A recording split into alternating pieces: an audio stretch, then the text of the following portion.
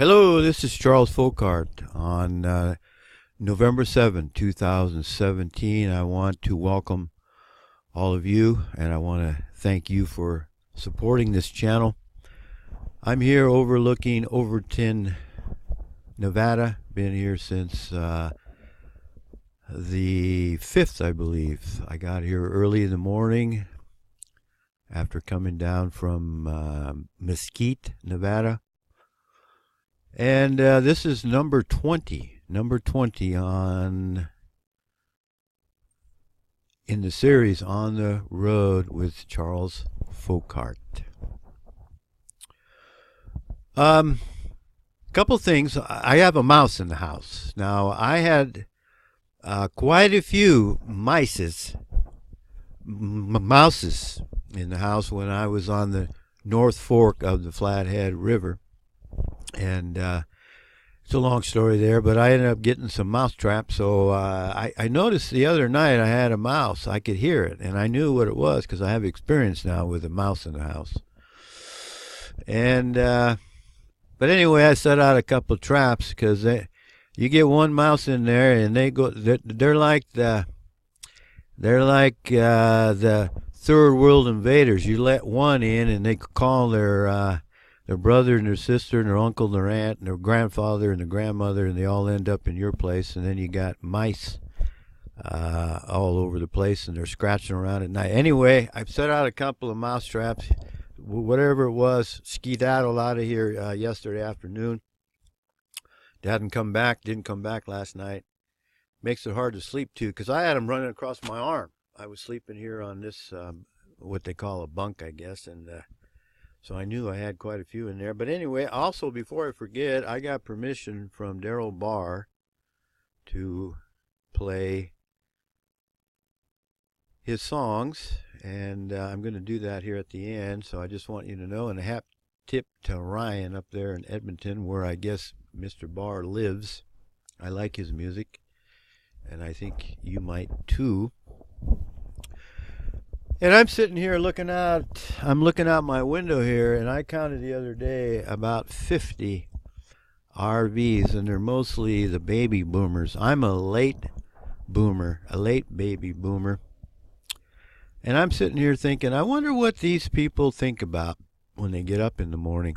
I read in Proverbs this morning, chapter 7, and I wonder if they get up and read their Bible in the morning. What do you think? And I wonder if they sit there. I wonder what they read. You know, I've been reading this book. I mentioned it in the last video, The Camp of the Saints. This was written by Jean Raspail, I believe it's pronounced. I'm not a Frenchman, but he was probably of the tribe of Reuben, and he's talking about the invasion of France and the rest of the West. And he wrote this book in 1973 while I was still in college, and translated in English in 1975, as I mentioned in the last video. And I wanted to bring up a couple of things that I found very interesting.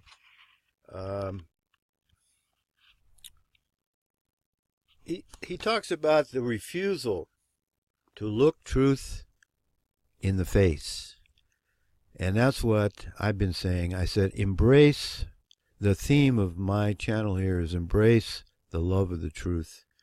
And he says the Western world, and particularly the French at this time, refused to look truth in the face. And they have an ostrich-like blindness. An ostrich-like blindness. And I remember my father-in-law and my mother-in-law and even my mother, you know, we never talked about anything important. You bring up something important to my ex-father-in-law, and they're typical Americans. I gotta hold on there a minute. And I got to thinking here this morning as I look out there and watching the sunrise out my window, and about this book, and I wonder what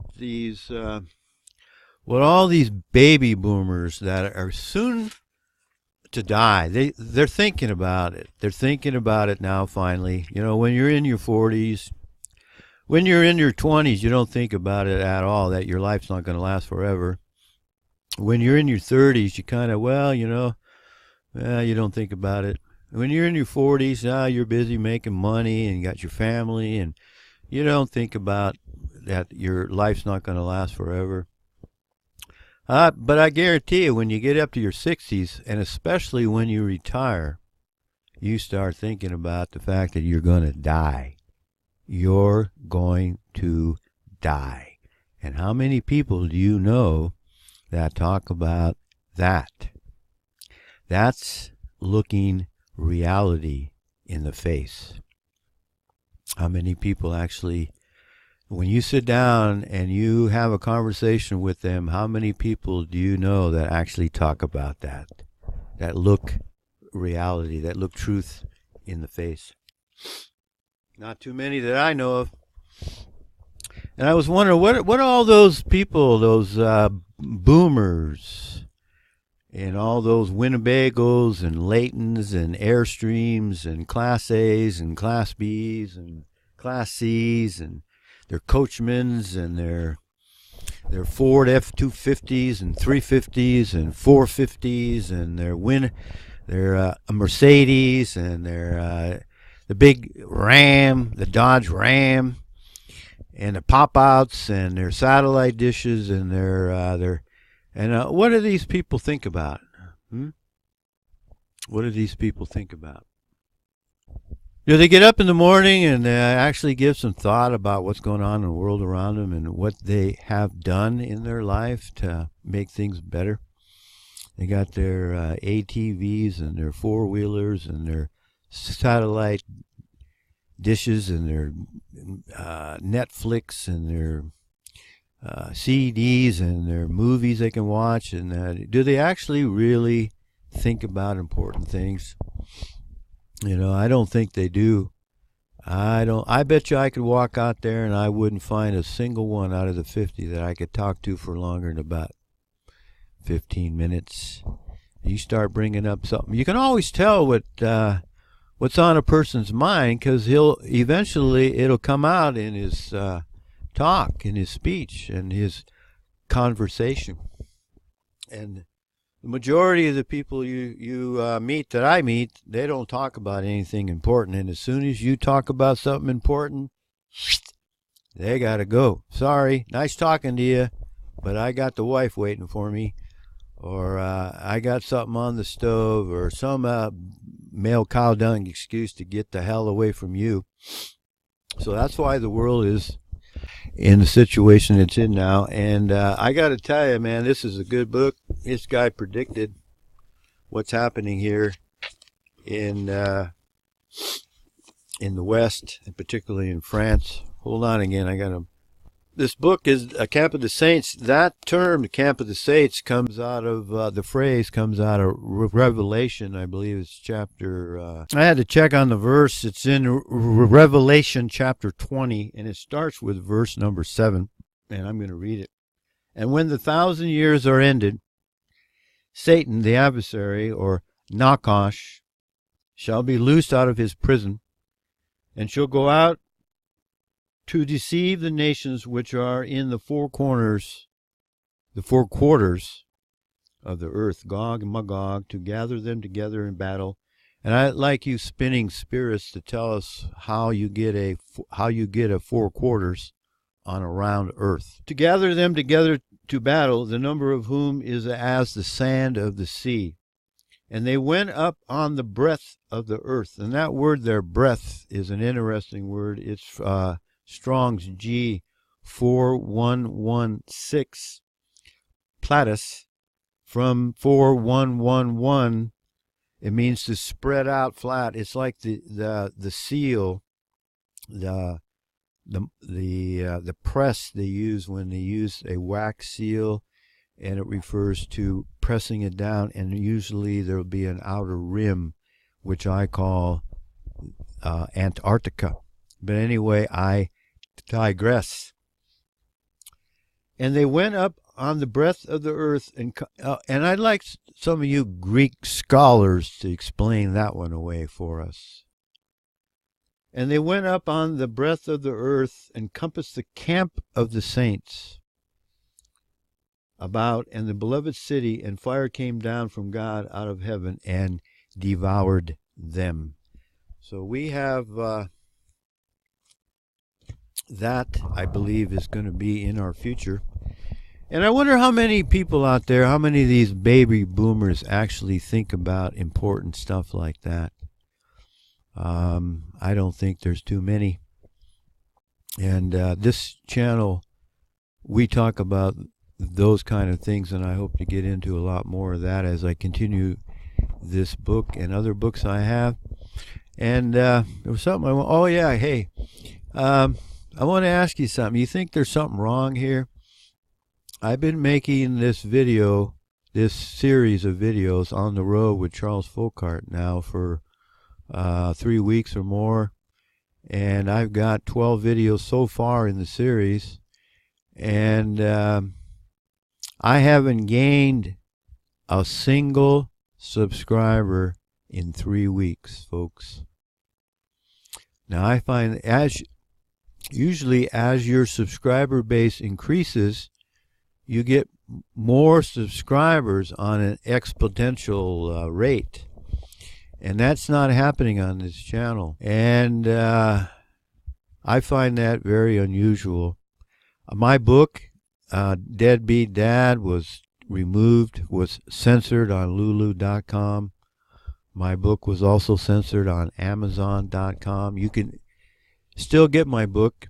And I talk about being accused of being a deadbeat dad, even though the government takes everything away from you, and they want to put you in prison after they take away, they give you a chance, you know, they suspend your driver's license first and then your professional license. I was a professional, folks. I did real estate, property development. I was pretty successful. And your government, if you're an American, your government took it away. And now they're doing, as I mentioned in the other videos, and I won't go too far into, but now they're doing it to you that aren't paying your property tax that you can no longer afford. Even though you moved out of that big house that you thought you could afford, because you had the American dream. And if you don't pay your property tax in California, they're going to take away your driver's license, your professional license, and they're even going to put you in jail. They're going to really kick you while you're down. And but you know why? You know what? You didn't speak up. You didn't speak up when they went after us deadbeat dads. I was in Montana. I appealed to the Montana Supreme Court. It's not just in California. The courts are corrupt as can be. And by the way, you know, the laws, I was thinking about this yesterday. The traffic laws keep vehicles moving towards their destinations safely. You can go, you know, especially those roundabouts. I had to go through a couple of those, and they were in Mexico City. It's got some of the biggest ones I've ever been on, in a cab, of course. And they have those in the Middle East, too. And, boy, those are crazy there in the morning going to work. But when you come up to the roundabout, anybody in the roundabout already has the right of way. You yield, otherwise you crash. So those traffic laws are there. The signals, the stop signs, the yield signs are all there to allow everybody to get to where they're going safely. Nobody wants to have an accident. When there is no rule of law, which is what we have today, it's like the judge, the traffic cop, let some drivers break the law while enforcing the rules on others, those that they choose. And that's what's going on in this country right now. The legal system ruled by the Esau Edomites is allowing some of the participants to break the law while they break the law themselves. They're there to enforce the law, but they're not doing that. And so people are not allowed to get to where they want to go in their life safely, as in my case. And there's two other judges. I always only mention that bankruptcy judge in San Francisco, and I wonder if that's why I've only got 1,911 subscribers for just about the last month. Is my channel being watched? Is my channel being marked? I think so, folks. And these judges in Montana, Kruger and Newman, and then the Montana Supreme, and I have videos that I talk about this, and I got up right in the face of the Montana Supreme Court Chief Justice McGrath, and I asked him, where does a Montanian go when the Montana Supreme Court itself doesn't obey the law? We have a nation of lawbreakers here at the highest levels of our government, in the courts. And in this book, Camp of the Saints, he talks about the traitors. Our country right now is filled with traitors. And I'm going to leave it there. I want to thank you for supporting this channel. I still ask you to pray. I ask you to pray that I would arrive safely to wherever I'm going. I'm not going to be able to stay here in Nevada forever.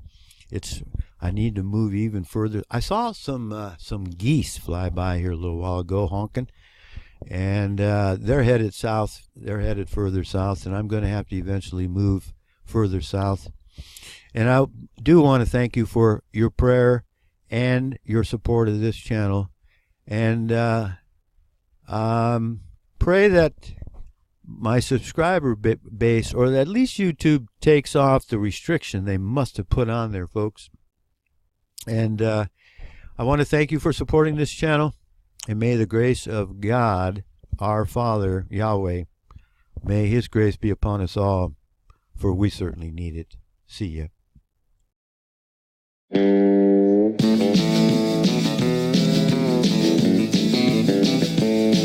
not walking with the Lord like I used to. It's like temptation's got a hold of me, and I cry at night 'cause I ought to, and the praise to Him I hold, I'm on my bended knee. From the road I chose to raise my family, and the more I learned forgiveness, the less I saw of grief. And the more I watched His children, in their eyes I saw His light. Thank you, Lord, for the blessings. Thank you for the ride. Well, I want to walk with you. Take my hand, amen.